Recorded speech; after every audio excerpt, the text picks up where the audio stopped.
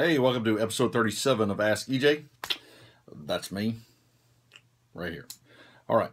Hey, appreciate all the comments from last episode about Mama. Those pretty nice. I appreciate them. Thanks, guys. I showed them to her. So, hey, look here. I hope you are getting to feeling better. And in her words, she said, and I quote, "Oh, that's sweet."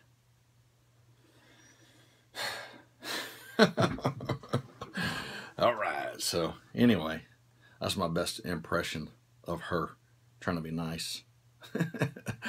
Most the other times it's like, hey, stop running in the house, do your homework, bring your clothes down, that kind of stuff. Or, EJ, quit. Yeah, that's how it goes in Owen's house. All right, so let's get started. Question number 1 comes from Hal in Tacoma, Washington.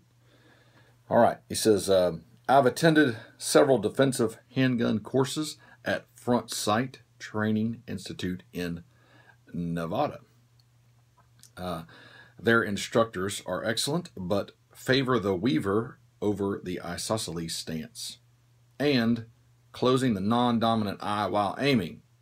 Is this something I should unlearn, or do you think the weaver is acceptable? Throwing me right into the weaver versus isosceles debate there, Hal. Appreciate it. Well, there really is no debate, okay?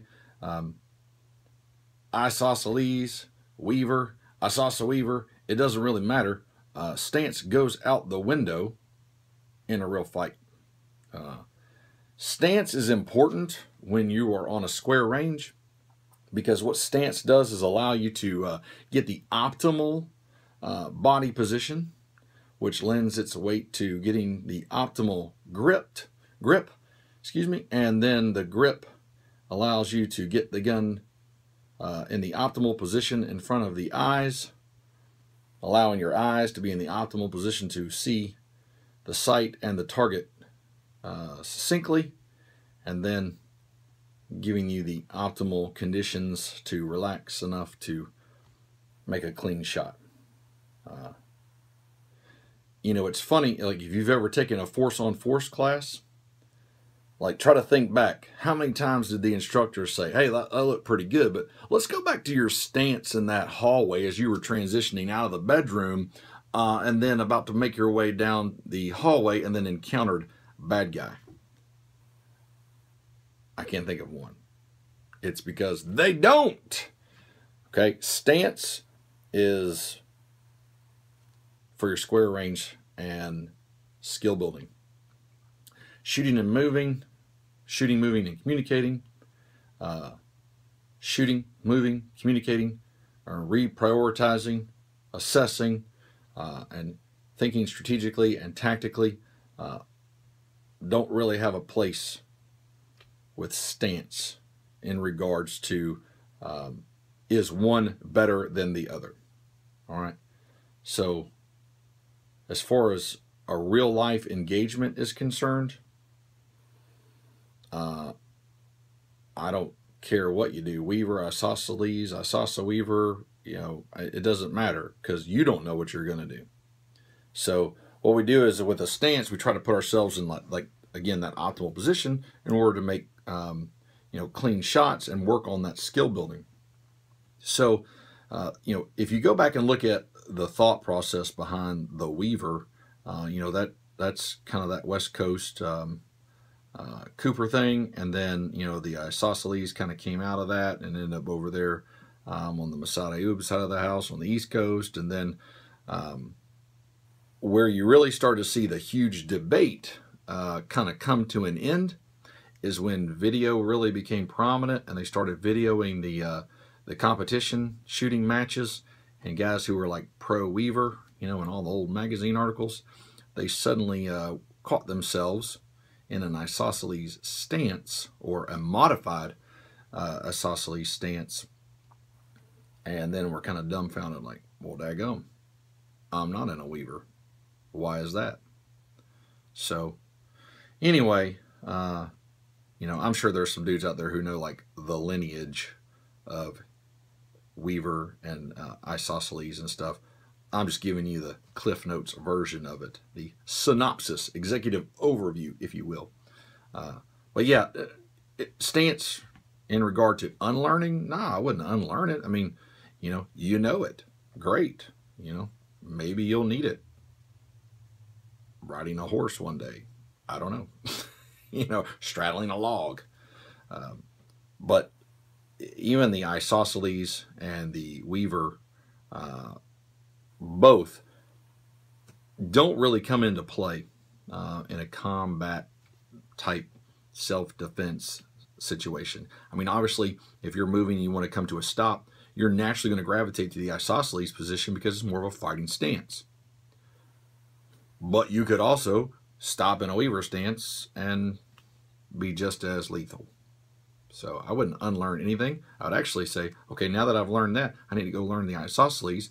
Excuse me. And what that does is it gives you more experience to pull from should you find yourself in a self-defense encounter and you now know more than you did. And that's really what it's all about. Experience as many things as you can and put that away in that, I hate to say the bumper sticker toolbox saying, but it is, you need as much experience from a vast or broad spectrum in order to have more options. And that's exactly what you want, should the fight come to your doorstep, is options. So, no, Hal, I wouldn't unlearn anything. I think you're good where you are. I think it's time for you to say, okay, look, I put that training over here in its rightful spot. I'm going to give it its due because, it is good training, but it is more on the foundation or building blocks side of true self-defense shooting, and there's a lot more to learn. So you've got a good solid foundation, no doubt about that. It's time to move on. So cool. That's a pretty good question. I appreciate that, Hal. All right. Wow. Well, since we're on the West Coast, we're just going to continue to travel west, and we'll go to Mark in Anchorage, Alaska. Mark says, my wife is new to shooting and enjoys it, but is wanting a handgun to carry. Okay. I have no problem with that, other than she is asking for a relatively large round for her capability. How do I crusade her? Probably meant persuade. How do I persuade her to go for a smaller round? Well, first of all, Mark, being a married man, I can tell you your ability to persuade her ended when she said yes. Look, man, here's the thing, and strictly speaking from an educational standpoint, if a student grasps knowledge, skills, or ability, or all three, on their own, in essence, it is their idea, or they perceive it to be their idea, then they have true ownership of it.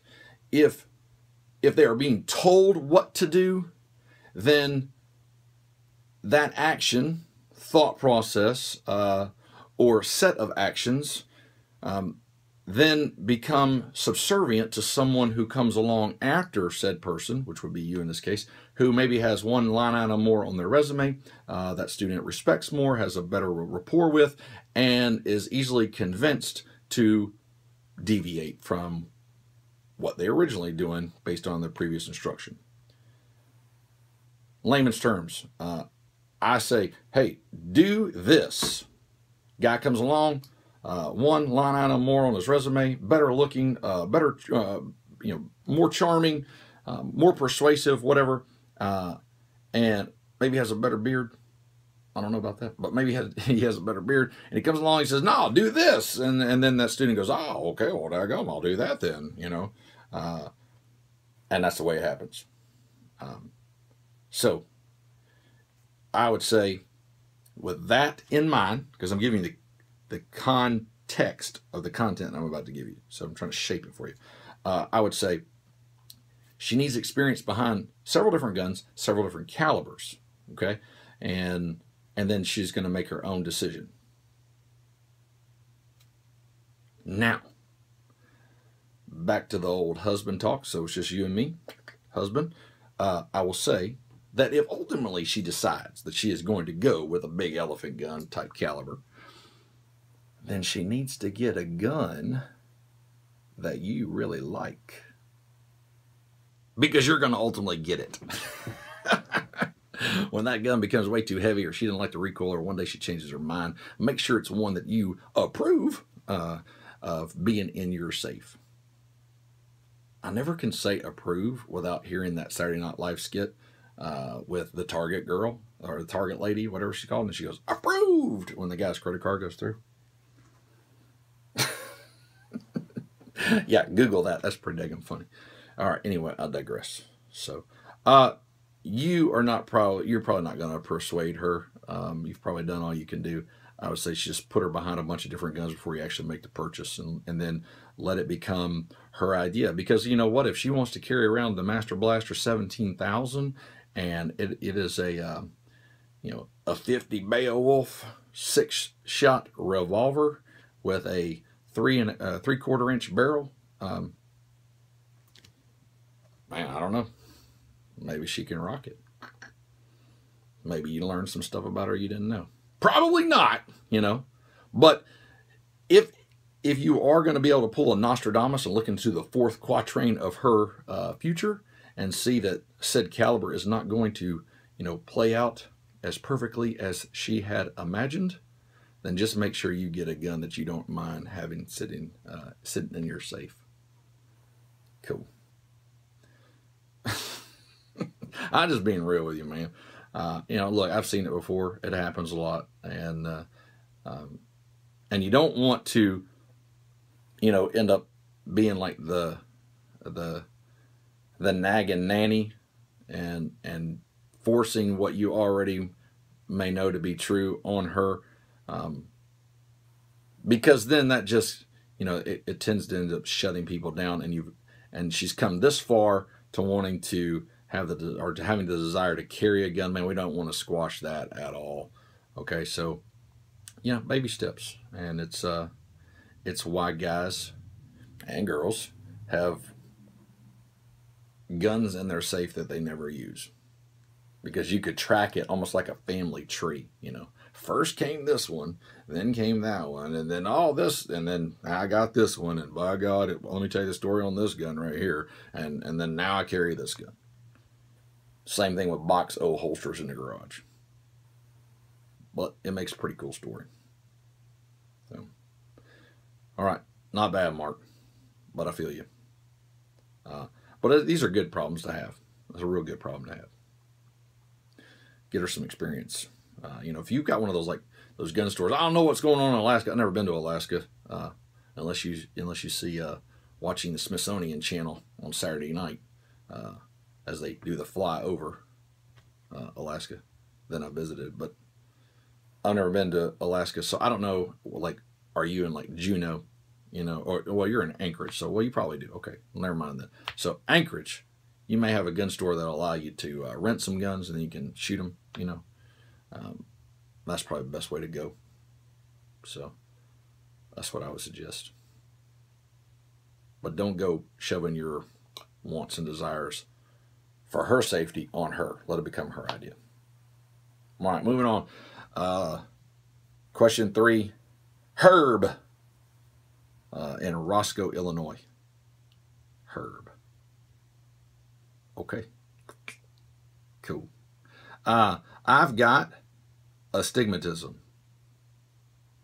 Well, it's actually, I've got an astigmatism, but nonetheless, I've got astigmatism, and red dot reticles look like comets to me. Comet, not a comment. Comets to me. He didn't misspell it. I probably said it wrong with my southern drawl.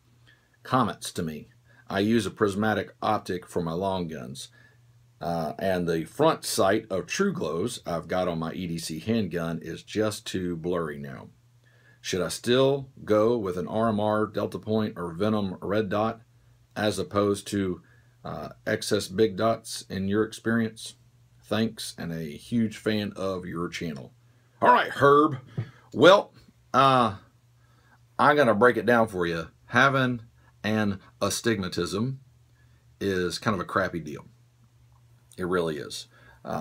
Now, if you've got an astigmatism, you could look at, if you don't already have glasses, that can correct it. You got glasses, contacts, and, maybe you want to do a LASIK surgery or something like that. But, short of those three things, there's not really a lot. I wish I had something here I could show you, but it's kind of like, oh, maybe I can do this. Here we go. So people out there wondering, like, what's an astigmatism? Well, it's like, see how to put this. I'm not an ophthalmologist, but I did stay at a Holiday Inn, so I'm probably pretty qualified to speak on this. Anyway, it's just, it's a difference with the way the eye refracts light. So you're looking at like a distorted or like a blurry type vision out of that eye on certain things, if not all things. So like if you don't have an astigmatism, you may be going like, I don't get it, man. Like, here's what it looks like. Like,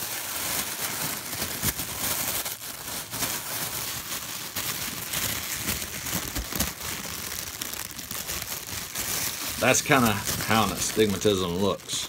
And you're like, what in the world? Yeah, it just makes things blurry.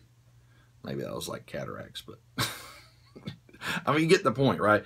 Maybe you do, maybe you don't. It don't matter, okay? But yeah, they're blurry, and so what ends up happening is like that red dot, and you guys have probably seen this too if you've been shooting, like, and you're shooting late in a course maybe, and you're getting a little bit tired, and so that red dot doesn't appear to be like a crisp dot on there. It gets a little bit blurry on the edges. Well, that's the way it would be for her all the time, if not like real blurry. And what he's saying by comets is like as his eye, and our eyes are always moving, but as our eye moves across that optic, like it goes, oh, I moved too far. Okay, right there we go. That's where I want to shoot. Okay, so you don't even know you're doing it. Most of us don't even know we're doing it. But as your eye comes across or into the view of the red dot, there's a slight movement. Well, that movement right there, what he's talking about is that red dot. It's moving in his eye, and it looks like comets. So it has that little tail, like Halley's Comet. And that's just because of, that abnormal curvature of the eye, or wherever it's originating from, the retina or something. Again, I only stayed at a Holiday Inn, so I don't know a whole lot about the eye. I mean, I guess I could have Googled it or something. Whatever. Anyway, I'm sure, and the reason he's using prismatic is that it's an etched reticle. So there's really not a whole lot of movement in that inside the little circle. So a prismatic reticle also, you can either have it illuminated or not, but it's etched, so it stays pretty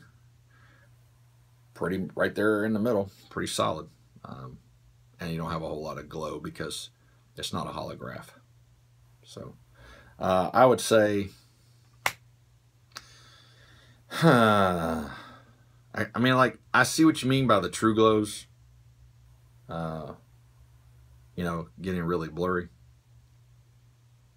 because they're kind of bright. Man, I'd almost go with like a blackout if you're trying to do like precision pistol shooting, a blackout notch and post. But when it really comes down to it in a self-defense situation, you're going to have both eyes open, and I really don't see your astigmatism causing you that much of a problem at all. Two, that adrenaline will help slow your eye rate enough to steady it on the threat, So there's not a whole lot out there I can help you with on astigmatism, man. It's kind of a crappy deal all the way around. Like I said, if you are still having the issues with the red dot and you're wearing glasses, I'd be like, man, there's nothing I can say that would help, because there's really not a product out there for you that I know of. I mean, there may be something at Skunk Works somewhere back over in Area 57 I don't know about, but for the most part,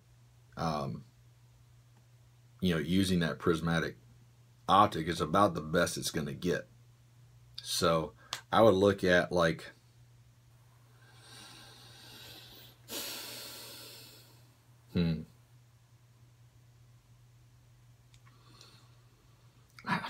I mean, if I almost wouldn't go with a red dot on a pistol, but like a Trijicon RMR tends to be pretty solid and pretty well defined as far as what that dot looks like. I'd go to a store and hole one up and turn it on and kind of move it around a little bit and see what your eye did and see how bad it was. I certainly, if you're going to buy something online, I'd definitely go handle it and look through it before I ever made a purchase. Seeing as you already know about how your eye does on a red dot, and that's why you went with a prismatic. So yeah, it's just kind of a crappy deal. I mean, maybe there's some ophthalmologist / gun guy out there that'll build a red dot that you won't have that problem with, or maybe someone here knows better than I do. But I don't have astigmatism, so I really don't haven't had a need to just go out there and just do the deep, dark research about it. So sorry about that, Herb. I like that name though. It sounds good when I say it, Herb. And on top of it, you're from Illinois. I hope Roscoe's in the free part of Illinois. So definitely try it out at a store first. Fight the whim to get something online without having tried it. I mean, that's how Best Buy staying in business. Goodness. But I digress. All right. Hey, so guess what? December 10th and 11th, I'll be conducting a 2-day class here right outside of Memphis in Collierville, right here at my studio. Day 1 will be home defense, and day 2 will be active shooter. I'm going to be doing all in that force-on-force type of training, so you don't need to bring in live guns or ammunition or hearing pro or eye pro or anything like that. I'd say just come as you are, and come on down, because it's going to be a good class. You can register on my website, legallyconcealed.org. I'm only taking 12 students, so I like to keep the class small.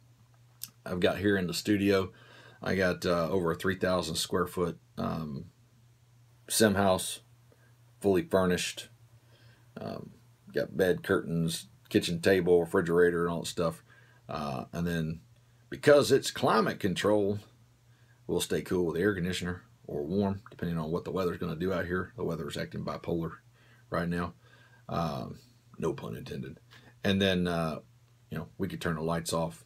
I got role players that'll be here, so we can make it as realistic as possible. So I've got airsoft and simunitions, all the protective gear, all that good stuff. So if you want to take part in that, December 10th and 11th, yeah, or that Saturday and Sunday, 10th and 11th, definitely sign up. Again, only taking 12 students. That's it. And if you would fly, you're going to fly into Memphis, and we're in Collierville, just east of Memphis, not too far. Hop, skip, and a jump. So love to have you out here. It'd be awesome. And go check it out on legallyconcealed.org and get some more information on that. Sign up. Again, only 12. Second day is going to be active shooter. We're going to change it up in here, and I got a bunch of role players coming in, and so we will see what you're made of. But it'll be good. It'll be good times. It'll be a supportive environment, because we want you to to be successful, but sometimes we learn the most through failure. So all you need to bring is a willingness to learn and a semi-positive attitude. Well, positive attitude and semi-positive outlook on your survival rate. But we'll run a bunch of iterations. We're going to walk you through all of it. That's why I want to keep the class real small. Walk you through all of it, explain it to you, and then help you really just understand it in your own way, and then own the information so that you understand it and your capabilities and what that event's going to involve and demand from you, not just because I say this is the way it ought to be. Okay, so real small class, gonna have a lot of one-on-one time. It's gonna be a good time. So love for you to sign up and come on down. The cost and all other stuff's on the website. All you gotta do is just go out there and take a look at it, legallyconcealed.org, and you'll have all the information you need. Cool. All right, I got some more questions I want to answer for Sheepdog Society members. If you're not a member there, sheepdogsociety.org. Sign ups, $9.99 a month, man. Not only do you get all this stuff, but you get Monday Mindset videos, Shop Talk on Thursday videos, as well as access to every course I've ever done, and all the new courses that have come in and that are coming. So definitely don't want to miss out on that. So cool. Check out Instagram and Facebook and on Twitter and hell, I don't know what else I'm on, but nonetheless, when I do the thing on the thing and take a picture, it all goes to all of them, so that's cool. Or at least I think it does. Snapchat, I know doesn't. Snapchat's like it only stays on Snapchat. So, all right. Well, thanks for the questions. You got to keep some more coming. I saw some good ones come in. I'll try to get them in the next couple episodes too, since I'm only doing 3 questions right now. But I saw some really good ones in there. I'm gonna get to answering those too. So don't worry, I'm gonna get to some more questions. So you're not gonna want to miss out on it. All right, guys. Well, as always, stay alert and practice often. Catch you next time.